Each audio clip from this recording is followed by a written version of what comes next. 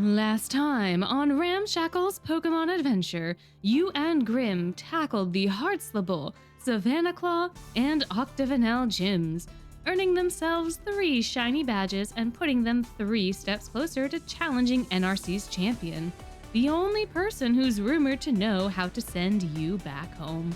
Now our fateful duo stands at the mirror to Scarabia Dorm, eager to see what lies ahead, only to be stopped by a spoiler warning. How unfortunate, but it wouldn't dwell well in my conscience if I didn't forewarn you lovely viewers that in this video we will be talking about EN's server story content, so please consider this your spoiler warning. Just like in the last video, each of our 4 dorms will be receiving a gimmick, and each of our students, aside from the house wardens, are getting a team comprised of Pokemon equal to their class year +1. All Pokemon besides their predetermined buddy need to be of the same type as the gym they reside in. So for the aforementioned Scarabia, all of Jamil and Kalim's new Pokemon must be ground types, because Scarabia is a ground type gym. This dorm is located in the desert, which is a biome that Pokemon games typically house ground types in. Therefore, I think it's pretty logical to have ground be Scarabia's typing.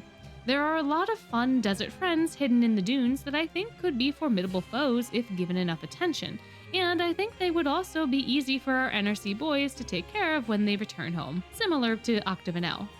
However, given Kalim's Kalimness, the gimmick of this gym is a bit different, as you can't outright challenge it. Instead, you have to wait for the monthly battle party, at which you must tell Kalim 3 times that you wish to battle him. After the 3rd wish, you'll be granted a battle and hopefully a gym badge. However, since this is the only time that folks can challenge Kalim, the line is long, the party packed, and the Scarabia dorm members are on high alert. You may even end up challenging a few challengers in the chaos and never even reach Kalim once. Even if you somehow manage to make it over to him, there is no way that Jamil is letting you make your wishes known. On the surface, Jamil's team might seem a bit unassuming, but I think it would be rather formidable against any weary partygoer who happened to be lucky enough to approach Kalim. A weary trainer who must now go up against Laydol, Sandaconda, and Gabite. A silly Cobra would have been Jamil's first pickup freshman year, and I think it's the Pokemon he's got the most attachment to outside of his partner. I think he might have picked this Pokemon with aspirations of becoming the next gym leader of Scarabia, intending this Pokemon to be his namesake battle partner in that. It would be a shame for someone with the last name Viper to not have a strong snake by their side, right? And the Sorcerer has a lot of snake imagery surrounding him, right? So why not make the correlation with a silly Cobra? However, these plans were immediately derailed as soon as Kalim entered the picture and became house warden by the virtue of money. However, along with Kalim came a pair of Gibbles, one for him and one for Jamil. The head mage would allow Jamil to keep the Gibble despite being a freshman because bribes. However, it would count as his sophomore Pokemon, so he can't catch another until his junior year. Since they've spent a lot of time together and Kalim's Gibble also evolved, Jamil's Gibble would likely be a Gabite during the current game year. Because this Pokemon was a gift from Kalim and it can't ever be better than Kalim's Gabite, I think Jamil would have a bit of a hard time liking it and may emotionally neglect it, just a little bit. Jamil, of course, takes care of all its physical needs and makes sure it gets enough battle practice in, but I think the Gabite can tell that it's a bit resented, so it doesn't always listen. It lashes out in very predictable ways when it gets frustrated, but it also tries not to make life too much harder for Jamil, since it really just wants him to love it. I think post-Book 4, they'd begin healing their relationship and perhaps work towards further evolution in earnest, not being held back as much by Kalim, at least at school, making Jamil's bond with his whole team really strong. Speaking of Kalim though, as house warden he's got his Oricorio, his matching Gabite, and a Numel, Fanfi, Quagsire, and Vibrava. Since Kalim is usually peace-focused, I think it makes sense for the most of his Pokemon to still be unevolved, and I think the gym gimmick helps keep them that way. You don't bite the hand that feeds you, right? I don't think Kalim wants to force his Pokemon to fight either, and I doubt too many folks across campus would challenge him outside of the gym context, so their collective experience is pretty non-existent. There will likely come a day when his retainers train up his Pokemon for him so that he doesn't lose face for his family, but since he's still at school, he's got a bunch of little ones to take care of, and Uncle Lilia absolutely helps out in that regard. Helping Lilia and Kalim is Quagsire, the mom Pokemon of the group, ensuring everyone is staying hydrated and healthy. I think Kalim would have fallen in love with one of the Whoopers hanging out in the dorm fountains and just had to have one. Jamil would have helped him level it so at least one of Kalim's Pokemon would be battle ready, and from here Kalim just started gathering critters that caught his interest. Nummel's a cute little camel guy, so of course he can join the team. A baby elephant? Say no more. A dragon that looks eerily similar to a bug but isn't a bug? Questionable, but why not? Kalim brought the two Gibbles as a celebratory gift from his parents for his enrollment after convincing them that he really needed to give Jamil one so that their Pokemon could play together and protect each other. But I think outside of this, Kalim is very much a, do you want to join me? Yeah? Okay. No? Okay. Kind of guy. I don't think he would discriminate, and I think he happened to get lucky with his other pickups. That's at least how I see it going anyways. Kalim would likely be the easiest house warden to face since he's not really focused on fighting, so poor Jamil's gotta do most of the work keeping the Scarabia badge out of everybody's hands. However, you know that metal mechanic in twist battles that lets enemies stay alive at 1 HP? You know that Pokemon mechanic where if you're really good buddies with your Pokemon, they'll tough it out and survive at 1 HP? Kalim's entire team has that.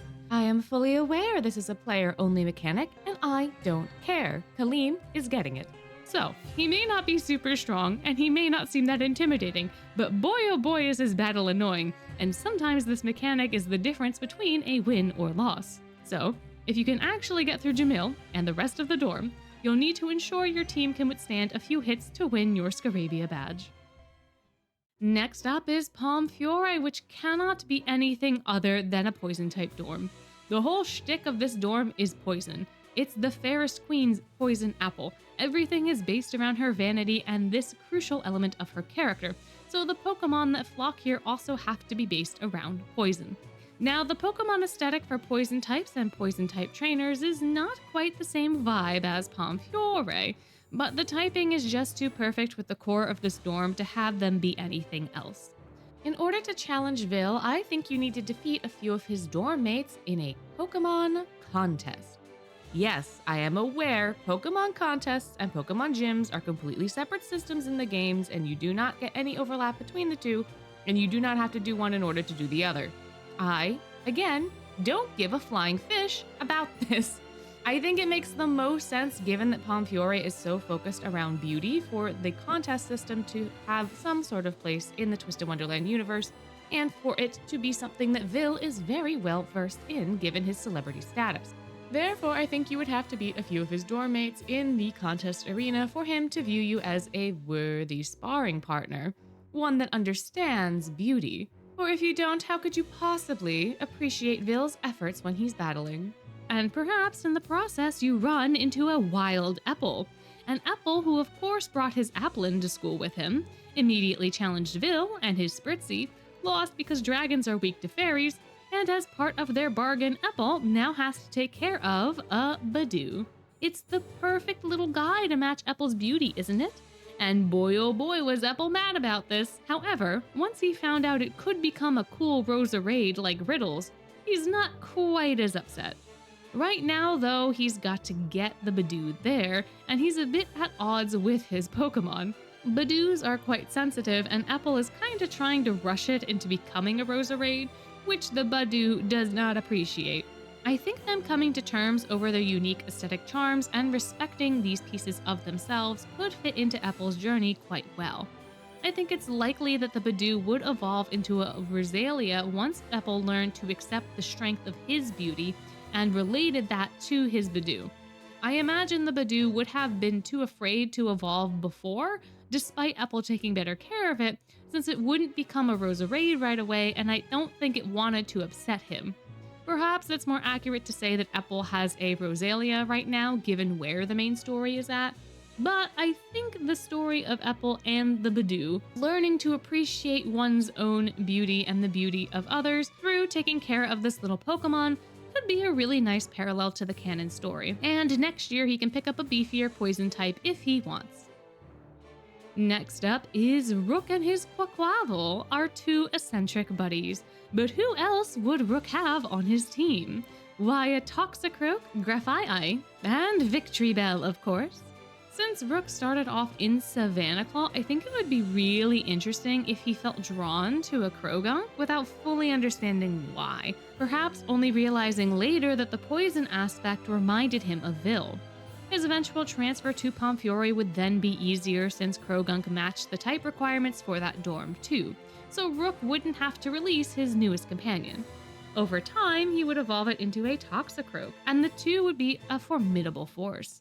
Plus, I also think the Dex entry for Croagunk from Legends Arceus is so ridiculously funny and Rook-coded. I mean, Rook isn't a dastardly poison wielder, but he does have off-putting hobbies that get overlooked because of his charisma and charm, so they both got that going for them.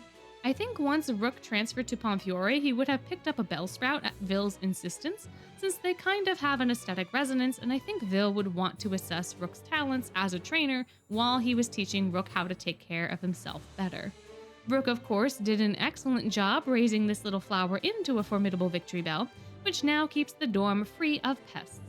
The other reason I wanted to give him this Pokemon is because it's one that I strongly tie to James from the animated series, and if James and Rook don't vibe, then I don't understand life because these two guys seem like they'd have such a fun time together.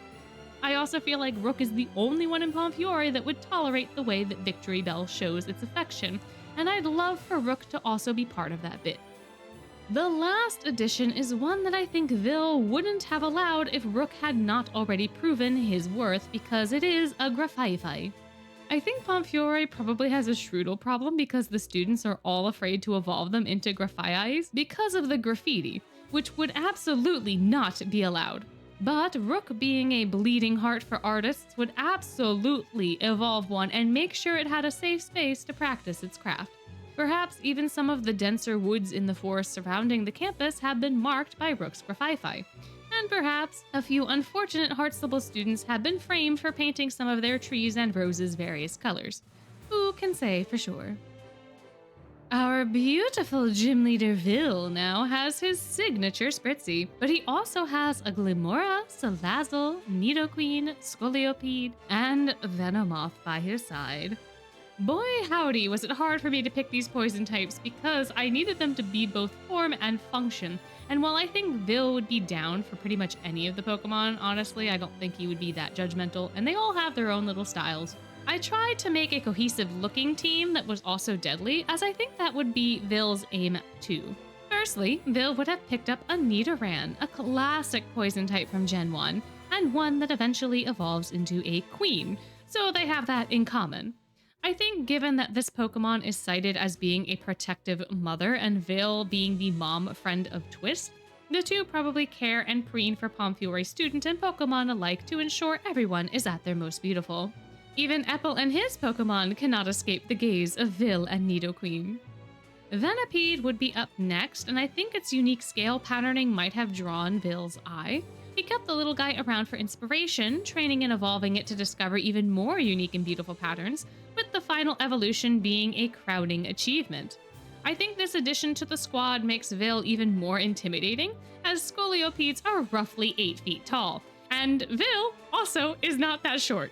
So I think the image of them walking down the hallway as if it were a runway would either inspire or scare any onlookers into completing their skincare routines.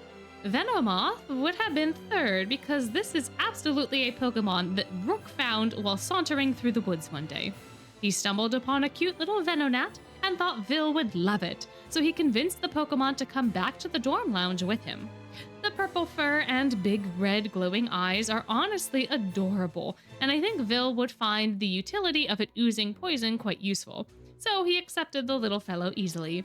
Evolving it into a Venomoth would have furthered its usefulness outside of it being stunning, of course, since it can now produce a variety of poisonous powders that are likely very valuable alchemy ingredients. Salazzle is here for somewhat similar reasons. I think it has a very feminine energy that Vil would vibe with given his androgynous ways, and one Dex entry even talks about how this Pokemon's poisonous gas can be diluted into a luscious perfume. Mixing danger in beauty in this way is Vil's bread and butter, and I think this Pokemon, much like his Spritzee, might not appear that strong on the surface, at least not nearly as strong as his Nidoqueen, right? But they are both deadly in their own right and can use their natural powers to their advantage, especially on unsuspecting challengers, and we see Vil do this a couple times in the story, with those that seek to challenge him because they underestimate his appearance. Last but not least is Glimmora, which is here for two reasons. One, the fabulous petals that somewhat resemble hair, which is what I always thought they were until researching for this video. Two, they live in caves, and caves are where jewels exist, and are where the dwarves in Snow White worked, so there is a somewhat superficial connection to the source material with this Pokemon. Sableye would have been better in that regard, I agree, but they aren't poison types, so they could not be included here. This Glimmora may have even been a Pokemon that Vil picked up off campus during one of his film jobs on a break or holiday, or he picked it up precisely for its connection to the Evil Queen. In any case, it's a welcome addition to his star roster, one that I think could pose a formidable threat for our NC. Poison types are always the ones that I dread going up against because of the status effect they could inflict on you, so I'm very interested to see how you, Grim, and the rest of the squad would handle Vil and his gym. But if they did, they would be able to move on to Ignihyde. Now then, Ignihyde is totally an electric type dorm because these boys are so wholly dependent on their electronics for survival, so they absolutely need electric types residing in this dorm to power everything. And so, this typing fits it quite perfectly. I suppose Ghost could also be an option, but while the dorm is based off of Hades and Idia is gloomy, I don't think the dorm as a whole is so directly tied to the gloominess of ghosts and death. Overall, it's much more advancement-focused, gadget and gizmo-focused, so in the interest of the majority, electric is the typing here. In the same vein, you'd have to beat a few of the dorm members at various video games in order to challenge the boss, similar to the start of the towers in Book 6, and if you lose the game, you have to battle your opponent. One of these opponents may be Ortho, who of course has his buddy Sylveon, but he also has a Morpeko to battle with. Ortho, for all intents and purposes, is a wholesome little guy, but he does have his moments where he is much less of a wholesome little guy. Generally, these moments are when Idia is threatened or he needs to get his way, but I think this slight duality of his is quite similar to that of Morpeko. When this little mouse guy is hungry, he is angry, but when he's full, he's happy. Truly a Pokemon of simplicity. I think Ortho would have likely picked this Pokemon as a way to better understand biological beings' desires, because Ortho can't really eat himself, he just has to charge. So having a real-life Tamagotchi might help him better understand the habits of organic beings, and therefore help him act more like one. This may not be the best Pokemon for this, since it's always hungry, but you gotta start somewhere, right? Our big bad gym leader of Ignihyde, Idia, is going to have his Flareon, of course, but he's also going to have a Luxray, and Iron Thorns, and 3 Rotons in varying forms. The Luxray is a little self-explanatory. Idia loves cats. Luxray is basically a Sparky lion, so it's a match made in heaven. I think Idia would have taken the Pokemon requirement as his excuse to pick up a Shinx his freshman year, because it's so cute and cat-like, and if it's for the school, then his folks have to let him keep it, right? Which doesn't seem like that big of a problem, because I'm sure they'd let him have a cat, but regardless, over time it would have evolved into a Luxray and become one of his best fighters. The Iron Thorn is here because I think Idia would have straight up just built it.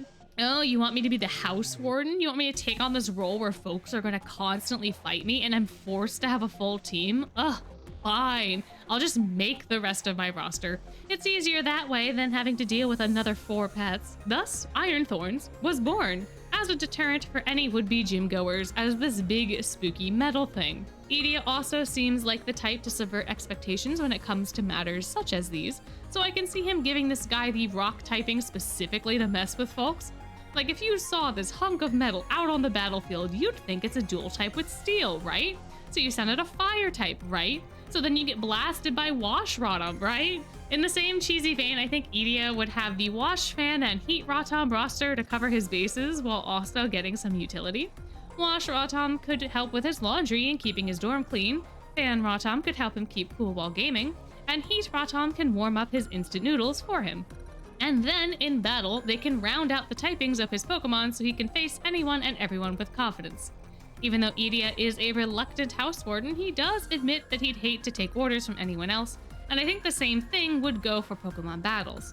Sure, he doesn't care for the position, but he'll be darned before he lets any freshman trounce him. I also feel like Styx would be an organization that's intimately familiar with using Rotoms and their technologies, and I think Ignihyde on the whole probably has a lot of Rotom-infused technology in it, so getting his hands on these little guys wouldn't be a problem. Ensuring that they all have the different types could be, but Idia is really good at tinkering and creating gadgets and gizmos, so I think he'd be able to handle this just fine. His Rotoms might even be ones on loan to him from Styx, Pokemon that are already familiar with him, so he wouldn't have to expend the energy to go out there and catch more.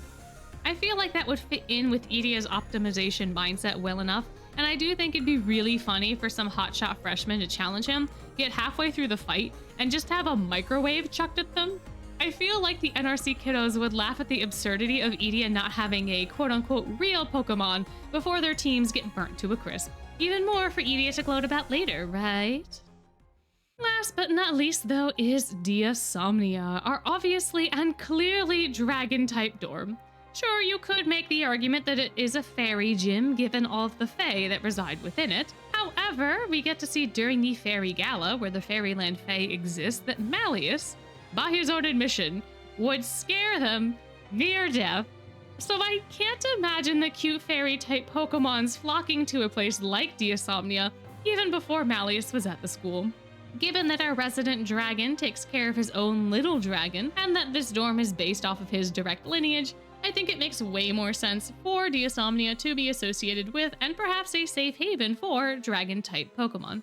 Before fairy types were introduced, dragons were super difficult to play against, or at least I think that was the case based on my memories. So having this dorm be of this lineage as well makes sense given that its members are also a bit traditional in a way. In order to challenge Malleus for a Diasomnia badge, you must simply invite him to a gentleman's duel. That's it. No grunt battles, no BS, just an invite. It's strange, honestly. The process is so simple and straightforward, but Malleus has yet to be challenged by anyone, at least until you came along. However, Malleus is also a bit reluctant to let them go home, and if they defeat his team, he'll be forced to watch them take on the Elite Four and inevitably leave. So instead, he stalls by insisting you train against his retainers first, and only when they deem that you is strong enough can the prefect take him on. It's truly just out of concern, he assures them. And first up in this unnecessary gauntlet is the ever-eager Sebek. One of the more traditional folks, or at least one of the stauncher supporters of the crown, is Sebek, and for his part, he is determined to not let you win with his mighty Krokorok and newly acquired Axew. Axews often like to play by fighting one another and testing each other's strengths, which I think fits Sebek's overall vibe pretty well. He's always testing himself and pushing his limits and trying to prove his worth, and this drive eventually allows him to manifest his special magic. Therefore, I think he would be one to challenge any and every Pokemon in sight, with most of the older dragons just passing him by, not wanting to deal with this loud youngster. The Axews, on the other hand, may have thought he was a funny sparring partner and went to town with Sebek, with one of the little guys impressing Sebek enough to earn a spot on his team roster. Eventually, I think the Haxorus will be a great boon not only for Sebek, but for Malleus too, once Sebek starts his Royal Guard duties in earnest. However, right now it's not enough to defeat Yuu and Grim, so on to Silver we go. I don't think Silver would have any trouble attracting Pokemon given how he attracts wild animals, so I imagine along with Musharna, he's also would have an Altaria and a Dratini at present. I think the Altaria would have been his first school Pokemon, which he would have met as a Swablu during one of his unintentional napping sessions outdoors. I think the Swablu might have decided to help the sleepy boy not hurt his head by offering a fluffy wing as a pillow. Perhaps it continued to be concerned after it witnessed Silver falling asleep here, there, and everywhere, so it eventually decided to join him so it could better help with these sleepy spells. Over time, it would have evolved into an Altaria who now provides a more comfortable bed of sorts, with its wings whenever Silver gets drowsy. Dratini would be the newest addition to the squad, but I'm not exactly sure how it would have joined the team. I think because Dragonites in the Pokemon universe can be seen delivering mail and otherwise being kind and gentle with humans, I began to associate this Pokemon with Silver since he's also kind and gentle. But how the Dratini would have joined him at this point in time is a bit of a mystery. Maybe it was hurt and Silver nursed it back to health, forming a bond with it so now it's on his team. Maybe it helped keep him safe when Altaria was away, so Silver decided to take care of it. I'm not entirely sure, but it is, at present, a very welcome addition to the team. Lilia now is collecting the Grandpa Pokemon because he is a grandpa. But he's also got another wild card on his team aside from his Noibat, since his other members are Drampa, Gudra, and a droopy Tatsugiri. I think as a freshman, Lilia absolutely broke the rules and gathered a whole host of stray Pokemon into his fold, but was eventually told by the head mage that he could only officially keep one, so he settled on a Goomy. This little goopy guy was just so cute and little and too scared to be on his own, and I think Lilia would have been delighted to help this Pokemon become confident and strong. Over time, it evolved into a Gudra that acts like a parental figure to not only the other Goomies, but to all of the younger Pokemon in the dorm, trying to inspire them like they themselves were inspired. The droopy Tatsugiri would have been saved from the Monster Lounge by Lilia because it's so cute and small and pink like him. Cute and pink are their connection, which is only strengthened by the small but mighty qualities both possess. I also think it's just funny for Lilia to have a food-esque Pokemon given his questionable culinary talents, and perhaps he even snuck into the Monster Lounge to spice things up one evening, only to discover and subsequently bond with this little sushi fish, taking them home with him instead. Drampa would have been the last pickup, and they'd be here as a defender for all the kiddos Lilia cares for, one that he'd be comfortable leaving with them given what is happening with his health. It did take some time for the Drampa to understand that Sebek talks a bit too strongly, and there was a point in time where Lilia had to fight the Drampa himself to stop it from ending Leona, who Sebek had been bad-mouthing, since these Pokemon relentlessly pursue the bullies of the children they cherish. So, this year has been quite exciting to say the least. However, Drampa is getting better and becoming a bit more temperate, so things are looking up for everyone. Last but not least is our gym leader Malleus, who's got his trusty Runerigus by his side with a Salamence, Garchomp, Haxorus, Dragapult, and a Goomy.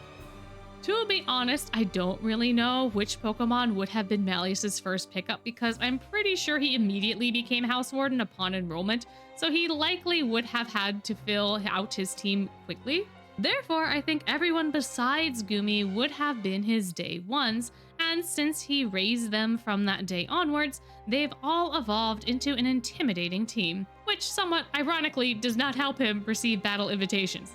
I also think Malleus would have just picked Pokemon that weren't afraid of him. Like a Bagon just rolled up on Malleus one day, bonked his leg, and Malleus was like, "Ah, friend, would you like to accompany me on a walk?" And the Bagon just accompanied him, and then it just became his. Even though there are likely tons of the same Pokemon in these dorms, I don't think Malleus for a second wouldn't know which were his friends and which weren't. I mean, this guy can recognize moss patterns on gargoyles and the angles of chisels in order to differentiate them. So there's no way he didn't memorize the slight eye tilt of his Bagon or the slight color differential of his Axew. Of course that Dreepy is Malleus's. See how it shakes at a frequency of 40 megahertz or something along those lines? Because of this, I don't really have a good reason for each and every one of these Pokemon to have come into Malleus's life. I think they just kind of chose him and he accepted that, and now they are all there. I just tried to pick the most intimidating dragons that also suited Malleus's vibe, with the only exception being Goomy, who came from Lilia. This is Malleus's favorite child, and all the other Pokemon know it, but none of them are particularly offended. In fact, I think they all take care of this Goomy and spoil it to a degree. It may even be one of Malleus's Pokemon and Lilia's Gudra's secret love child. I don't know. I don't understand how egg groups work. I don't know if that would be weird. Sometimes a friend's dog ends up having puppies because one of the humans involved was dumb and didn't realize that putting the dogs together could result in such a thing. I don't know. But what I do think happened for sure was that Malleus was given an egg, felt some kind of kinship with it since he also came from an egg, vowed that they would not hatch alone like he did, since he would not have known about his birth at that point in time, and then he and all of his Pokemon would have surrounded the Goomy as it hatched. This little goopy guy knows that he's loved, and what could be better than having 6 parents taking care of you, and a couple of uncles, with one who's really, really, really dedicated to your survival. But with Malleus defeated and all 7 gym badges gathered, it's time for you to walk down Victory Road, battle the Elite Four, the champion, and finally make their way back home. That journey, however, will be saved for a future video. For now, though, let me know what y'all thought of these teams and these gyms. Are there different types you'd assign to each dorm? Are there different Pokemon you'd give the boys? Please let me know down below, and while you're there, let me know if you enjoyed this video and want more content like it. You can also like and subscribe as well to show your support. And before you go, I must remind you that you're amazing, and I hope you have a wonderful day.